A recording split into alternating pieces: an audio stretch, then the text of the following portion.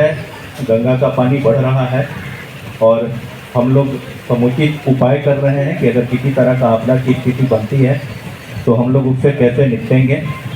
आप सबका सुझाव पूर्व में प्राप्त हुआ था और उसके अनुसार ही कहाँ पे हमारा हम तमाम पुलिस अफसर और मीडिया से जुड़े लोग और उपस्थित जनता जनार्दन को दिल से धन्यवाद देते हैं।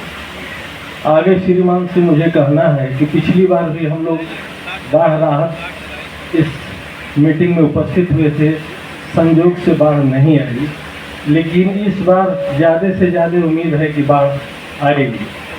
और निकटतम हमारे पंचायत श्रीकांत राय का हुआ है बांध पे जगह जगह यात्री सेट लग जाए, TSD विभाग से चापाकल लग जाए तो लोगों को सुविधा होगा। बाढ़ में क्या होता है कि बाढ़ में बांध ही एक ऐसा जगह है जो कि पब्लिक के लिए सुविधाजनक रहता है। सर बांध का ही लोग सहारा लेता है, मवेशी हो या सूची को तैयार कर लिया जाएगा। हमारे वार्ड में से 10 वार्ड में 15 मुस्लिम का नाम चढ़ा है और 20 पसवान का नाम चढ़ा है और उस वार्ड में ना मुस्लिम है ना पसवान है। ये जो पैसा आता है बाढ़ में सर, हाँ बाढ़ प्रभावित क्षेत्र में वो नहीं है सर, लेकिन कैसे नाम चढ़ के पैसा जा रहा है आज तक हम लोग खिलाते रहते हैं सर। अभी तक कोई सूची तैयार नहीं है सर। अभी तक नाव का व्यवस्था हम लोग पंचायत में, हमारे पंचायत में नहीं हुआ है सर। नहीं मिला है। सर से हम यही आग्रह करेंगे कि किसानों को मिल रहे। धन्यवाद। मुखिया हूँ। हमारे पंचायत में बाढ़ आता है तो बांध के उस साइड ही रहता है, गांव में प्रवेश नहीं कर पाता है। क्षति ये होता है सर कि जब बाढ़ के किनारे जब पानी आती है तो वहाँ पर दोपहर या शाम के टाइम में कोई नहीं रहता है तो बच्चे लोगों को डूबने का मतलब खतरा बहुत ज़्यादा रहता है। तो वहाँ पर जैसे प्रशासन को बोल दिया जाए कि मैंने दोपहर में एक बार विजिट 2 बार विजिट कर लेंगे और वहाँ पर नाव की व्यवस्था कराने की सुनिश्चित किया जाए सर। और हमारा जो नरपुरा घाट है, नरपुरा घाट प्रत्येक साल सर बाढ़ में जो है फंस जाता है, मतलब 2-3 बीघा खेत प्रत्येक साल जो है फंसता है। तो वहाँ पर यदि कुछ ठोकर का व्यवस्था कर दिया जाए जैसे पत्थर उत्थर का, तो वो जो बाढ़ का कटाव जो है वो रुकेगा सर। जो हमारे वरीय पदाधिकारी हैं, प्रखंड स्तर के हैं, पंचायत स्तर के पदाधिकारी हैं, जो भी स्थानीय जनप्रतिनिधि हैं, उनके संपर्क के साथ एक सूची भी तैयार कर ली गई है। जैसे जैसे आवश्यकता पड़ेगी आप सब लोगों के साथ उसको साझा कर दिया जाए। निजी जो नाव परिचालन होते हैं, अभी एक नाविक महोदय ने आप लोगों को बताया भी, जानकारी भी दी, उन सबका निबंधन करा लिया गया है। यहाँ पर सरकारी नाव किसी कारणवश नहीं है, उसकी मरम्मती वगैरह में भी अलग प्रकार की चुनौतियाँ आती है। जो प्रशिक्षित और अप्रशिक्षित गोताखोर हैं उनकी भी सूची तैयार कर ली गई है। जैसा पुलिस अधीक्षक महोदय ने भी आप लोगों से अनुरोध किया, मेरा भी आप लोगों से अनुरोध रहेगा कि थोड़ा बच्चों वगैरह को आप लोग उनके साथ एकदम लापरवाही ना बरतें। अभी SDO साहब बता भी रहे थे कि विगत वर्ष भी यहाँ पर एक घटना घट गई थी जिसमें छोटे छोटे बच्चे थे अनअटेंडेड, उनको छोड़ दिया गया था तो उनके डूबने से मृत्यु हो गई। तो हम लोग ये नहीं चाहेंगे कि किसी परिवार में, किसी भी क्षेत्र में बच्चों को छोटे जो हैं अनअटेंडेड छोड़ा जाए।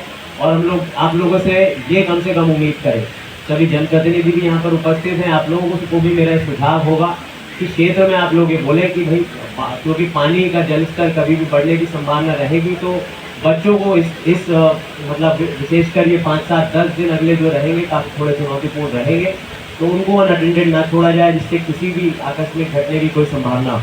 पॉलीथीन शीट्स की भी उपलब्धता यहाँ पर्याप्त संख्या में है। यदि ऐसी कोई परिस्थिति बनती है, थोड़ी ऊंचाई क्षेत्र पे बांध के इस तरफ पे जो बाढ़ के लिए राहत स्थल होते हैं, आश्रित स्थल होते हैं, उनको चिन्हित कर लिया गया है। वहाँ पर सामुदायिक रसोई का संचालन कहाँ पर होगा उसको भी चिन्हित कर लिया गया है। मानव दवा, पशुओं के लिए जो दवा की उपलब्धता है, पशुओं के लिए जो चारा की उपलब्धता है, इन सब की उपलब्धता यहाँ पर पर्याप्त संख्या में सुनिश्चित की गई है। और यदि कोई वेंडर के माध्यम से यदि पशु चारा इत्यादि को किया जाना है तो उसका दर निर्धारण इत्यादि भी कर लिया गया है, तो वो भी कोई चिंता का विषय नहीं है। अभी एक मुखिया जी ने बताया कि जो बाढ़ राहत के लिए आपदा संपूर्ण पोर्टल है, इसमें यदि ऐसा प्रतीत होता है कि इस सूची को थोड़ा और अद्यतन करना है तो आप लोग अपने सुझाव अंचल अधिकारी को दे दीजिएगा सूची के साथ, उसको भी हम लोग अद्यतन कर लेंगे। वैसे जो पूर्व का अनुभव है, यहाँ पर जितनी जानकारी प्राप्त है, लगभग वर्ष 2016 में बाढ़ की परिस्थिति उत्पन्न हुई थी, उसके बाद से यदि हुई भी है तो उतनी भयावह स्थिति नहीं उत्पन्न हुई है। और जैसा अभी तक के लिए अनुमान है तो ऐसी प्रतीत भी नहीं हो रहा है, पर फिर भी जैसा मैंने बोला, बाढ़ एक प्राकृतिक आपदा है, कोई भी आखिरी क्षण तक नहीं बोल सकता क्या होना है क्या नहीं होना। और जितनी सूचना प्राप्त है ग्रामीण कार्य विभाग के द्वारा, जो हमारी नियाजीपुर बाजार से तटबंध तक के लिए सड़क है उसका कार्य भी तेजी से चल रहा है। मुझे लगता है उससे भी जो स्थानीय ग्रामीण हैं उनको काफ़ी राहत पहुँचेगी। आप लोगों ने ये भी देखा होगा, यदि कोई अग्निकांड वगैरह इस अंचल में हुए होंगे तो त्वरित प्रभाव से जिस प्रकार से हम लोगों ने राहत तब पहुँचाई थी, उससे भी तेजी से राहत हम लोग यदि बाढ़ की परिस्थिति बनती है तो पहुँचाने का कार्य जिला प्रशासन के द्वारा किया जाएगा।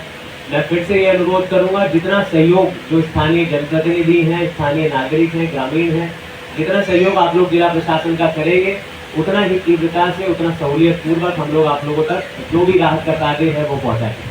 और बाकी आप लोग सबका सुझाव हम लोगों ने ले लिया है। मैं पुनः आप लोगों को आश्वस्त करूंगा, पुनः इस बात को दोहराऊंगा, जितनी भी सामग्रियां हैं जिनका जो है किसी वेंडर के माध्यम से दी जानी होती है, उसका दर निर्धारण हम लोगों ने निविदा के उपरांत कर लिया है।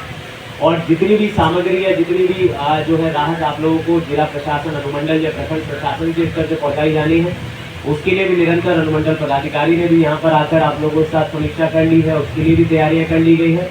अंचल अधिकारी के साथ भी आज हम लोग अभी जो बांध है इसका भी निरीक्षण करेंगे, हम लोग ये देख लेंगे गंगा का जलस्तर आज कहाँ तक पहुँचा है, कहाँ तक और पहुँचने की संभावना है। और जैसा आप लोगों ने भी बताया